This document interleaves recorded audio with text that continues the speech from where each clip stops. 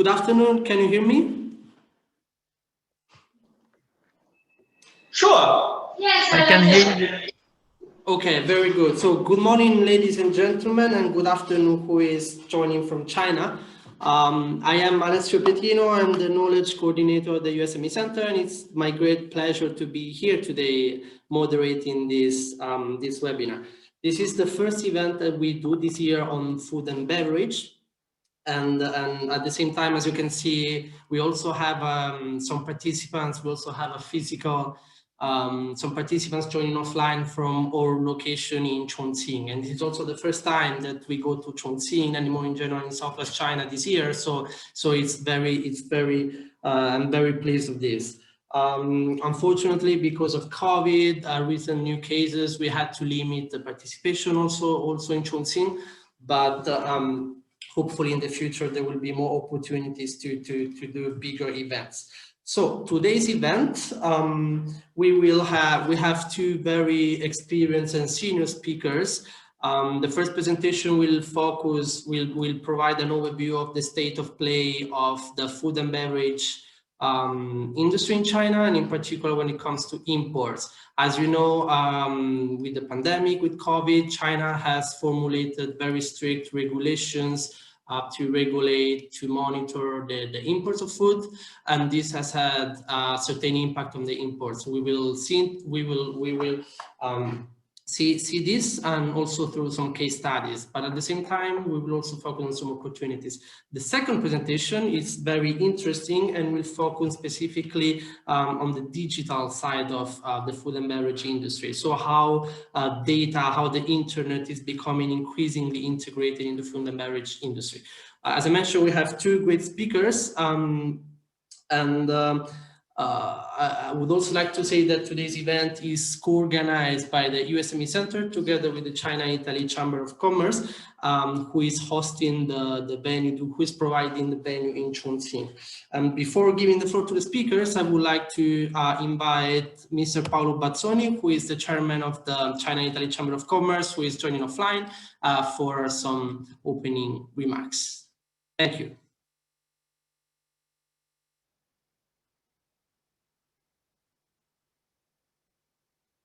Sit somewhere. Yeah, that's the video. Okay. Can you see? Can you see me?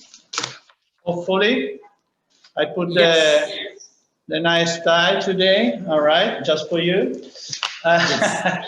Good afternoon to everybody, and good morning for the attendees from outside China. I'm pleased to be here today. For two reasons, because this platform, USME Center and China-Italy Chamber of Commerce is something very valuable. We want to improve and, promote in the sense to serve the companies. This is our strategy, to serve the companies. We are an association, Italian Chamber of Commerce, around 600 companies in China, members, spread on the overall territories. If you can pass go ahead. Okay, you can see China. You know very well the domestic circle, okay, circulation, especially in this year, 2021, but also last year, and this year I bet will be the same. The domestic circulation or the domestic market will be more and more strong, and the demand for the domestic consumption will be stronger and stronger. Food and beverage is for sure an important areas of the domestic consumption. Is an industry, is lifestyle. Okay, so it's not just wine and pizza or restaurants. It means industry. As you see, the Italian Chamber of Commerce is very located into the territories. Our strategy is to get more and more connected into the territories. On top of the 5 offices, we cover the north and center with Beijing. We cover the east with Shanghai and Suzhou. We cover the southwest, where we are today, for Chengdu, Chongqing, and Yunnan, and we cover the south. We have also new desk that we are going to already open. We have Tianjin, we have Chengdu, we have Shenzhen. We're going to open in Shandong. It means we are in the territories. We are close to the market. We are close to the municipalities and the Chinese partners. This helps the companies. And this helps anybody can operate into China. So my message today, and then I leave the space to the speakers, is to engage this fantastic network, valuable network of the Italian Chamber of Commerce, because we are present with professional people with the companies in the territories. And for sure, we can support any initiatives overall China in the Southwest, but not only in the North, in the East, in the South, regarding any areas of business. Today, we are talking about opportunities for food and beverage. Finally, I want to mention that within the Chamber of Commerce, we have the working groups. And one of the more, let's say, most active working group is the working group of food and beverage. More than 50 companies, okay? We have a coordinator probably linked today of our working group of food and beverage, Mrs. Corsini, and 50 companies into the details. And we have also fantastic experience, professionalities that can help us support new small and medium enterprise coming to China or improve their business in China. Thank you very much, and have a good webinar.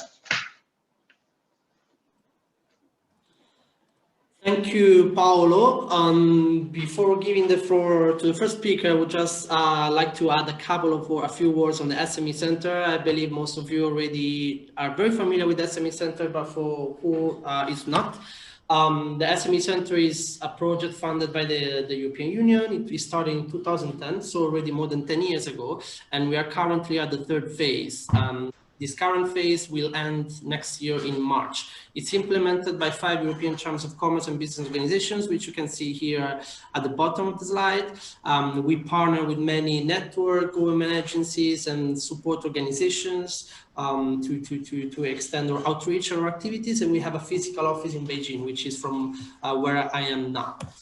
We provide various services, all for free, mostly under 4 main areas. We have a knowledge center under which we produce reports, market reports, guidelines, and case studies. We have an advice center on which I will focus a bit more in detail in the next slide. Then we have a training center, which is basically, we organize various training, webinars, workshops on different topics. Could be vertical industries, but also horizontal issues like human resources, taxation, and so on. And last but not least, we have an advocacy platform, through which we gather all SMEs, we spread news about new policies, and we try to collect the voice of SMEs and advocate them to Chinese government agencies here. I wanted to focus more in detail on the advice center. Basically, if you have any questions on the Chinese market or also technical aspects, customs, or if you are in doubt of whether a potential partner is reliable or not, then you can contact us anytime. We respond within 2 or 3 working days for free. We work with a wide network of experts, both in-house and external experts, to provide services to you. This is completely free and we help everyone. I want also to give you an example. At the end of today's webinar, we have about half an hour for a Q&A session, during which you will be welcome to ask any questions you have. But actually, if you have any questions, you can ask us, you can reach out to us at any time. We can always answer any questions you have. This is completely free, so please use it. Very quickly, some upcoming events that we have. I highlighted in red those that might be more of interest to this audience. In particular, we have another webinar tomorrow on standards, which will introduce the standardization system in China, and specifically for different product groups, including prepackaged food and dairy. Then we have a working group meeting next week, at the beginning of February, which will explore opportunities within second and third tier cities, but also high-tech zones and economy technology development zones. And finally, I would like to say that we are going to organize a participation at both of the USME Center during the Hainan International Consumer Products Expo, which will take place in May. We are going to publish some information, more details on this, but we will be representing European SMEs in this fair. European SMEs that probably are not able to join, and so they will be able to participate at least through us. Follow us. More questions, more details will follow in the next weeks. And I would like now to introduce the first speaker, who is Pablo Recio Gracia, Pablo has been in China for 16 years, and where he developed a strong knowledge of the Chinese market, in particular the food and beverage sector. He has been working with the USME Center for many years. He has written reports, has done many trainings with us, so we are very happy to have him again. He is currently the managing director of IBINS, which is a consulting company based in Beijing and Madrid, and provides trainings, market intelligence, studies, market entry, consulting services in the food and beverage sector, but also in cosmetics and e-commerce. So I would welcome now Pablo. I have to switch PPT. Apologies for this technical inconvenience, but Pablo, please. Okay, so good morning or good afternoon, everyone. We've tested this in a way that sometimes if I change the slides, it's going to be slow. So it will be Alessio who will help me through the process. Also will tell me if the sound is not good at any moment. This presentation will last about 40 minutes. And basically what we want to do is an overview, have a glance of how the imported F&B market is in China right now, what things have basically changed from previous situations, and how is it looking for the area of target today, particularly Chongqing, Chengdu, and Xi'an. Okay, so no more introduction. Alessio has done the introduction for me, so if we could change this slide, Alessio, and go to the next one, we'll start getting into the subject. The contents today will be divided into 4 sections, just for your reference, to make it a bit easier to know where we are. We're going to have a very brief overview on the imported F&B market in China at the moment. We're going to see what COVID-19 has represented for our imports or for our exports. We're going to have a quick, or not so quick, we're going to have a look on the region, the target region today. Some people would say that's southwestern or central China. It depends what cities you want to include, but the key idea is what is in China market interesting beyond the coastal area? Is there something else? And there is, and we'll see it today with a few examples. And finally, we'll wrap it up checking opportunities and growth potential. How can I improve in China? Can I take it? Is there any situation I can take advantage of? So this is our content for today. Basically 10 minutes per section at most, but we'll give you an idea of what we are. Alessio, please change. On the China imported F&B overview, it's going to be very brief. We're going to show how China basically needs to keep importing food. What are the products that are moving faster or slower? And we will get a bit into detail to understand how consumption has changed due to COVID. How has that affected some products and some channels? Change, please.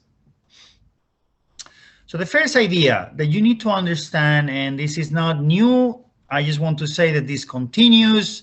If you got any presentation that I did, maybe, I don't know, with the USME Center a few years ago, the idea was the same. What we change is the numbers, which is China needs to import food and drinks, okay? They can improve, they're improving in many ways, but there is a physical limitation to what they can produce in terms of food. Because of water, because of land, there is only so much food they can produce, and they want to consume more quantity, more quality, and more variety, and that's what opens the opportunity for you. So regardless what you hear, regardless COVID, regardless pricing, regardless new regulations, which are certainly there, regardless difficulties, every year, no exception, we got bigger amounts of imports, okay? Just this year, 2020, it did grow from 140 billion US dollars to 146 to the end of November. We still have December to account for. Some categories have grown a lot, like meat, like cereals, like confectionery. Others, however, are not such a big opportunity as they may seem. So when we talk about opportunities in the Chinese market, we're going to see some examples. We're going to have an overview, but then you have to analyze product by product, company by company. Some have a lot of opportunities, other has a harder time. Change, please. If we check this a little bit more into detail, these are the imports of F&B products this year until November. Okay, this year 2020 until November. Okay. And you can break this very clearly. There is a lot of soybeans that does not really affect us, and a category of others, but there is beef. In the case of Europe, comes from several countries. Not as many as pork, but still several countries. We have pork, which imports have increased considerably in the last few years. We have also other meat and offals. That could be from chicken, no lamb from Europe, but offal quite a bit. Seafood, also a big chunk of the Chinese imports. All this is animal protein so far, fruits and nuts, vegetable oils, infant formula, dairy, very important for Europe, the dairy exports, cereals, beverages, and spirits. So those categories, let's say, are the star categories. Those categories have a good present, they have a good past, and probably have a very good future. Other products are more niche, and we'll have to analyze one by one when the time comes. Change, please. If you want to see the evolution over time, and you have to take into advantage that 2020, you're seeing the data until November, so it still will grow a little bit, but you can see the huge growth of meat and offal. That's beef exports, chicken exports, pork exports did grow quite a bit this year. Seafood, this one came down this year, and it came down mostly, I don't know if you're familiar, but we'll explain later a bit more, but there is some doubts or concerns from the Chinese side of whether the cold chain preserved, so the chilled and frozen food from abroad may have contain the virus, at least the boxes or the product itself. We'll talk about this later. No such a claim has been done from the World Health Organization, but in occasion, Chinese authorities or some authorities in China and the consumers believe so. So there's been moments with very low consumption of imported seafood, or much lower. That the main case is salmon, after the case on coronavirus coming from a market, Simfadi market in Beijing. Dairy produce keeps growing, 4% until November. It will grow more. Vegetables and fruits and nuts, that's more complicated. The fruits have one issue, which is the time to sell once they arrive in China is very short because of the long transportation. So with the new COVID test, it's more challenging. Cereals have grown a lot. Sugars and confectionery, beverages have actually come down, and this has to be understood. Beverages is not a bad market in China. There are opportunities there for a number of reasons, but many of the drinks that you have them on bars and restaurants. And if those are closed, then the consumption of some products come down quite a bit. That could be the case of wine. That could be the case of craft beer. Generally speaking, we see growth here, even in COVID times. After COVID times, we're going to experience a bigger growth in general. Some categories like meat and offal may not grow as much, may even reduce from this year volumes a little bit for next year. But in general, we can only expect growth for imported food in China. Change, please. To understand how this works, we're going to see a few slides that are a bit more intense in sense of content. Let's understand on one side what is the key things that move consumption of imported food in China. And this could be the income increase, the demand for new products. They're eager to try new products, the Westernized lifestyle, the knowledge of this imported product, the convenience. It's all about convenience in consumption in China nowadays. That's why e-commerce is doing so so great. It's so easy to get information, compare prices, and get the product delivered. They're more health conscious, and the sustainability and animal welfare. Let's analyze these ideas. And then let's analyze them over time, okay? How was it in 2010, 2015, pre-COVID, and the year of COVID? The income increase was strong in the last decade, from 2010 to nowadays.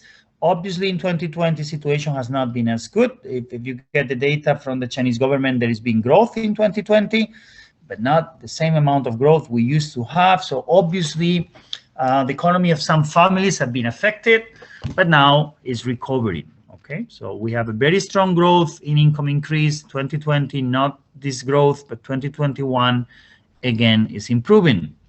They're equally interested in trying new products. And they're very eager to try new products that remain high. The Westernized lifestyles keep going very fast, particularly in urban areas. The knowledge of imported products is improving, but this is still not very high. You have to, this is very important when we're exporting food to China, particularly true to Chongqing, Chengdu, Xi'an. These cities have different level of knowledge compared to Shanghai, and Shanghai compared to other places. So sometimes we make the mistake to think, well, if my product is very well known in my country or in Europe, then it's no problem. It's going to be well known in China. And this is far from the case. And this is far from the case, particularly in Chongqing, Chengdu, and Xi'an, for example, where you will need a higher amount of education. It has other advantages. We're going to see them in the last section of opportunities. Convenience, this is essential. We have to understand how relevant it is. Convenience for the Chinese consumer is actually the end of carrying bags from the several bags from the supermarket home. China is now about making it very convenient. A lot of it is done online, but if not online, small, frequent, convenient purchases, it was moving the market. Okay, was not this the case for a few months during COVID, where the people could only go out to buy every few days, but it was before, and is becoming again to be that. Health conscious, this is also very important, very good for Europe, since it is one of the key elements why Europe can export food to China. One of the things that are appreciated is healthy. It's a safe and healthy and quality product. Some developments there that are stopping a little bit that concept to be even bigger in China. We'll see them in a moment. But certainly the Chinese consumer is more and more health conscious. And the same happens in the target region that we're covering today. However, the sustainability and animal welfare are concepts that are developing in China. There is people that are getting with them, but not the majority. This is the consumer. How does this affect your channels, the channels where you sell the products, and the products themselves is in the following way. Traditional retail actually was the top place to sell imported food in 2010. However, they become less and less relevant. Still a channel to reckon with, still a very important place to do sales. But the growth actually stalled in 2019, and in 2020 has been just moderate. The convenience stores, particularly for type of products that sells on convenience stores, whether it's a snack, impulsive, or daily consumption, did grow a lot between 2015 and 2019, much better than traditional retail if you had the adequate product. It suffered a lot during COVID. There is no people walking on the streets, so there is no people going inside the convenience store, and they didn't even plan to do it, but it was there, enter to grab a drink and buy 3 things. That actually stopped for 6 months, is now recovering, but although situation in China is much better than in Europe, there is still some limitations, some restrictions, some fear, some lockdowns from time to time in specific areas. So it's not what used to be. What is taking the advantage of all this situation is e-commerce, which was already booming before COVID, and you can imagine now it's extremely high, and therefore it's a channel where we should pay more and more attention. I would say that for the target region, even more so, because now, for example, we cannot travel to China. No? Those that are in China, Alessio is in China, I'm in China, fine. But if we were in Europe, it would be extremely hard to come into China. So you're not traveling to China, You may need somebody on the ground to help you, and it's going to be even harder to get to the target region. So e-commerce is becoming very, very important. Many products that are suffering on food service are finding a way on e-commerce. CBEC stands for cross-border e-commerce. It's a particular category of e-commerce where the products have not been imported until the consumer buys them. It has specific rules, cross-border e-commerce. Now, although it is a separate channel, or is the same channel as e-commerce, but it works in a different way. It has advantages for some products, particularly those that require product registration. So for, I don't know, dietary supplements works very well, for example. Is a perfect example. For cosmetics works very well. It's unclear that it has an advantage for other products that are more daily consumed. Okay, it is unclear because although there is no tax, some products have a lower tax, and cross-border e-commerce also have operational costs that may be lower in traditional e-commerce. But it's still doing well in those categories where it has an advantage. And since health products and nutrition are getting up, cross-border e-commerce is performing fine. Hospitality, otherwise called food service, otherwise called on-trade, HoReCa as well, that was doing well, but that goes well as long as the economy goes well. This has been a tough year. It depends on what city has been tougher than others. But the story is, it's been a tough year. We're not back to normal in many cities, but it's not been a terrible year like it may be in Europe. Some restaurants have closed, some bars have closed, but most of them have hold to their position, have a struggle, but now they've reopened, or in the last 6 months, they've reopened, and they operate to a decent amount of performance, some of them to a good amount of performance. Their numbers are good. The risk for them is that if the rent keep raising and their sales cannot be raising at the same level. But that's a place where we're recovering, let's put it this way. The gifting channel, which is not really a channel anymore, but is a culture of gifting, is what have suffered a lot as well. Because if there is no family reunions, no friends dinners, less company gatherings, then obviously the gift channel is not doing as well. If you're selling products that are just for gifting, you will probably suffer a lot in 2020 and part in 2021. So this is how it looks in terms of consumer demands and channels. Let's see the products. Alessio, please, can you change the slide? In terms of products and connecting all the ideas, the consumers have moved to stay home and cook more at home. So obviously categories, certain basic products like pork, staple food, some frozen food has risen in China, would tend not to be very popular, but is growing. So stay home products have raised a lot.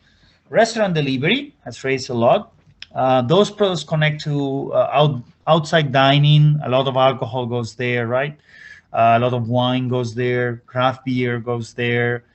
Brandy goes there. Whiskey and gin. However, those have not had a bad year at all. Actually, gin has grown this year. Whiskey in general has decreased a little bit, but not too much, because those two products, for example, were booming before and are expected to keep booming afterwards. Okay. In terms of channels, the e-commerce is doing very well, retail doing fine, cross-border e-commerce fine, convenience stores fine, food service a bit less well. In terms of products, fresh and healthy and dairy consumption are the winners of this situation. They've increased their sales quite a bit. For a time, even long shelf life products like canned food, which is not strong in China, did also raise. Then health-related products have increased quite a bit. What has declined is impulsive purchases. Of course, if you don't go to the convenience store or as much, you don't buy impulsive as much, because you don't wake up in the morning to buy certain products. Those you buy the moment you want them, are in front of you, and then you buy them. Image products have come down a lot. No gifting, no gatherings. So image products, like I said, many drinks have come down quite a bit. Some high-end meat have come down a bit as well, since there's no restaurants, and gifts have come down a bit. Okay, change slide, please. So this is how it has affected the consumers, the channels, and the products. Let's see a little bit more exactly what it means now to import products into China and move them around due to COVID. And we're going to see this in terms of logistics, the products that are meant for image, and requirements for imported F&B. Change the slide, please. So this slide basically summarizes the situation. What difficulties are we facing when exporting to China at the moment? One of them, a key one, is logistics. Let's put it this way. It's not the only one, but this is one of them. Sea freights, the shipping costs are on high record, unfortunately, and they're lasting a lot. You've probably heard news about it. You've probably suffered by them. It's unclear the situation, but basically the one theory, the shipping companies will say, listen, it's the containers. They stay too long in China. There is no demand from the Chinese side, from Europe and United States. Then there is all these COVID testing. So the containers are just stuck there. We don't have containers, so we need to raise the prices. That's one point of view. Another point of view is you're using the situation just basically to increase your profits. In either case, what is true, seems to be a fact, is that the price may have doubled. Some people say no, not so much, from 30% to double. It depends the route. It depends the type of product, but certainly has increased a lot. Exports from China to Europe has also increased a lot. The issue of the shipping is now very relevant. That doesn't affect some products, which are, let's say, quite expensive for their volume and weight. That would be the case for an expensive champagne, for example, or an expensive whiskey from Ireland. But it's the case for many other products, right? When this really makes you less competitive. Well, this is the situation that we have. I would say that it was going to get fixed during the summer this year, and it didn't. So it's very hard for me to tell you when this is going to happen, but governments are taking action. Okay, this is the situation. Then when it gets to the Chinese port, or even to any port, there is this port congestion. There is less workforce because they may be quarantined or limited working hours or limiting working teams. And when they get to China, if they're cold chain, if there is chilled or frozen, they need to do a sample test for COVID, which will keep the container, all the containers, because then of course there is a line, import for longer, and it has a cost of a few thousand renminbi per container average. This is in logistics, which is impacting us due to COVID. And there is also the image side. There is being confusing information, mixed messages and rumors regarding COVID-19 potentially coming from imported food. We'll explain this in a moment, but some consumers have started to believe, well, maybe for now it's better not to. This contrasts with the idea that the slide that I just showed you a few minutes ago, where it shows that China imports more food than ever. So China imports more food than ever, but some consumers in China believe that imported food is not totally reliable and it's better not to consume it. The reason is most of the people still consume imported food all the same. Then there is other people that they just consume the food that they just don't know is imported. Now, this idea of food bringing virus is not proof at all, but some consumers believe it may be the case, okay? And then we have distribution, especially to enter certain channels, high-end hotels, or some e-commerce platforms. You actually need to have the COVID testing documents with you. So that also brings some limitations. When we've tried to do events now in central China, in Chongqing, well, I'll explain in a few moments, but Chongqing, Chengdu, we need to change locations and suppliers many times because some suppliers were not able to show the document of the COVID testing because there is maybe it's the middleman of a middleman of a middleman, and they don't have the document for such an amount. And some hotels were just saying, well, we cannot work with you because it's too complicated. However, others were willing to work with us, and those who did, actually, we got a lot of interest from the consumers. So the interest is there. On the distribution, we have another relevant issue, which is after 1 year of COVID, with all these ups and downs, restaurants closed temporarily, the supply chain, the whole food distribution system, has a problem of cash flow. Or not everybody, but many people have a problem with the cash flow. And this means that they're willing to get new products. Consumers are willing to buy new products. But the thing is that they may not have the cash to invest in new products, okay? And this is temporary, but this happens at the moment. So products that are selling very well, there may be a shortage of products in the market at the moment, and products that move slow, there may be an excess of products at the moment. Change the slide, please. Now, very briefly, I'm going to go through logistics problems. We have February, March, when it was China who was closed, Chinese New Year's, and then COVID. So it created a bit of a mess. But when that was getting better, then it was Europe from April to May, who actually was closed, ports closed, no workers. It's not the ports were closed. That's not true entirely. And the food industry in Europe has been working all the time. But certainly it was harder to get the product from point A to point B. It doesn't matter if your food factory was open.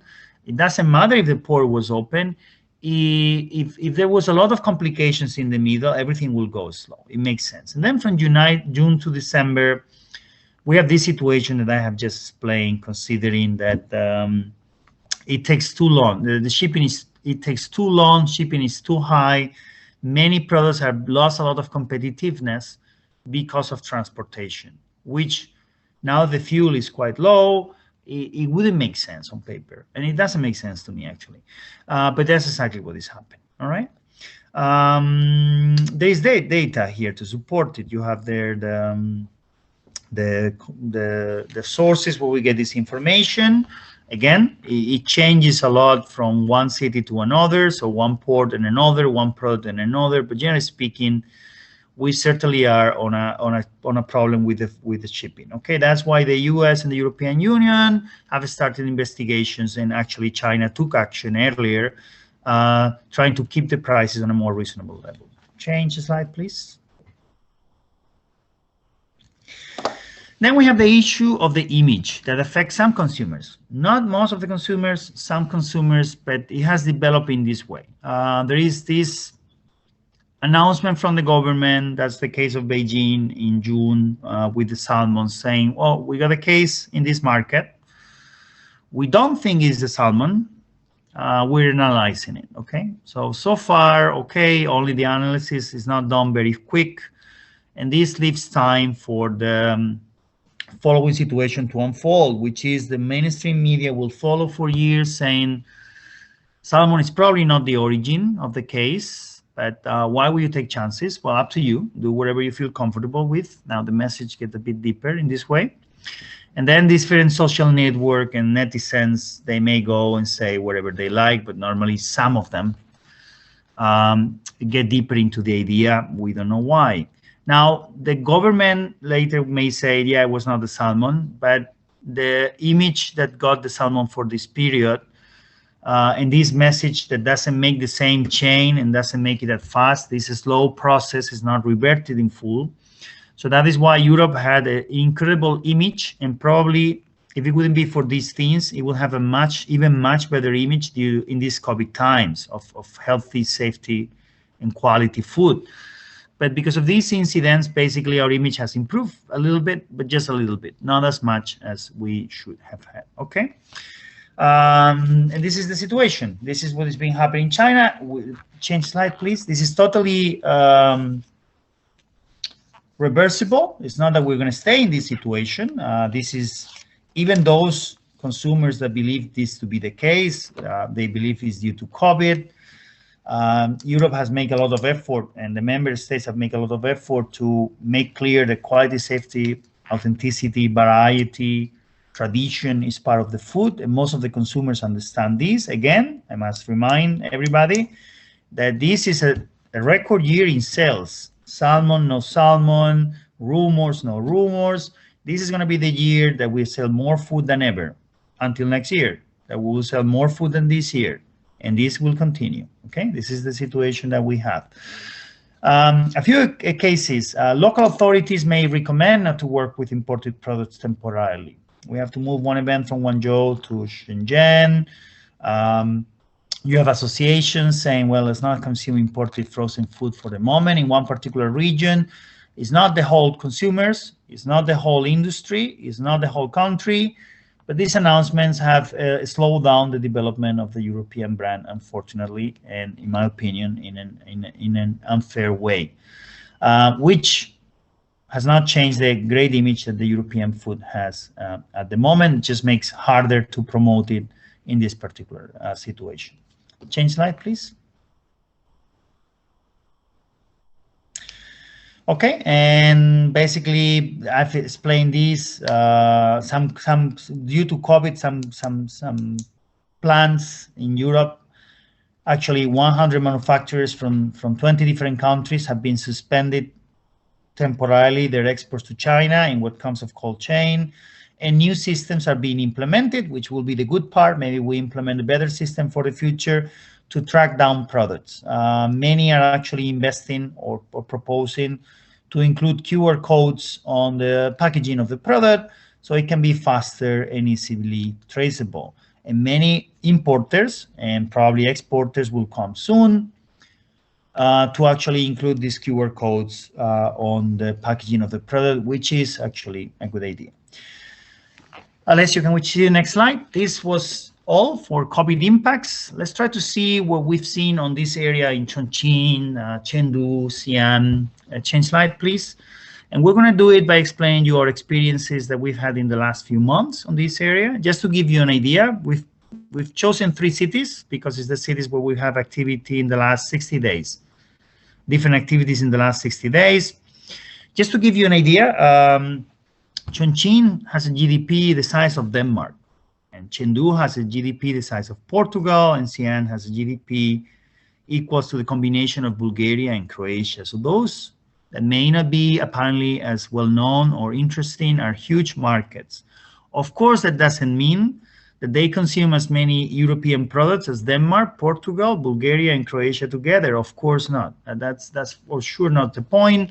But the point is there is money there, there is interest, and there is much less competition. So it's something that we need to consider. Some products are finding their way into the market, and it's a big market to develop. Okay, next slide, please. And this is a good market to develop because it has the following characteristics to be considered. It has a large population. It has an increasing available income. There is money there. For some, costs are lower, others are higher, however. So, for example, many products, the cost of the rent, the leasing, the rent of the venue may increase the cost 30–40% of the final product. In these places are lower. It is true that because of the distance to the port, other costs may be higher, but for some products, there is a good opportunity there. They have better and better infrastructure and cold chain logistics. This is what allows many products to get there. Obviously, if it takes 5 days or the cold chain is not guaranteed, it's very hard to sell your oranges from Guangzhou to Chengdu. But if the infrastructure is good, you can arrive there fast and guarantee the cold chain. Cheese, oranges can flow into the market. And this is what has happened, okay? Some of the cities like Chengdu is an important distribution hub for the region. So many, particularly for meat, for example, product goes to Chengdu and then is distributed across Sichuan and neighboring provinces. There is a growing demand and availability of imported products, but not in all the channels all the same. Traditional retail, for example, is hard to find many products, but they've done a very good penetration through e-commerce, and probably that's the key to start in that region with a lot of products. Food service, hotels and restaurants, again, maybe now it's a bit harder, but 6 months ago and 3 months from now is a good place to get many products. And new retail, okay? New retail, certain chains like Hema or Olé, which is top retail, have a wide range of products. There is not many possibilities in other like traditional retail at the moment, but it will grow. What we have there in general is a less educated, but also a less competitive market in terms of imported F&B. So it's a bit up to you. If you think that you would like to go to a place where there is less competition, but there is people willing to buy to buy the product, if you educate the market, that is a very good market actually to be considered. Can you target this market directly from Europe? Maybe a bit hard. We'll see the advice now, but you need support on the ground operate from the coastal areas, or somebody on the ground will have to help you. Change the slide, please. Now, I can tell you, for example, in the last 16 days, we ran different activities. We ran promotions at supermarket chain, New Retail in Chengdu, Kunming, and Guiyang. This was in November.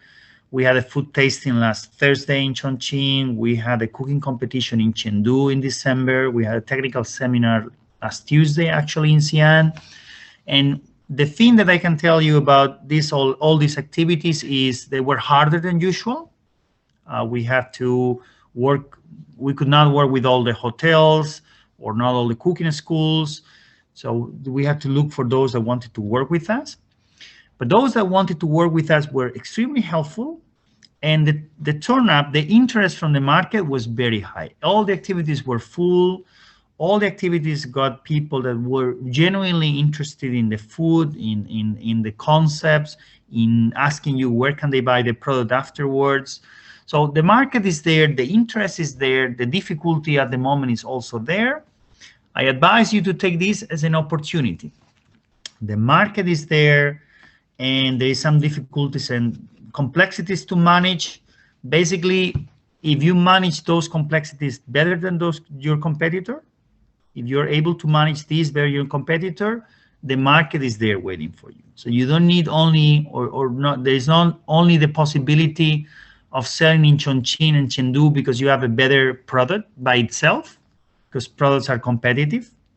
They're more alike than they may look to us at the moment.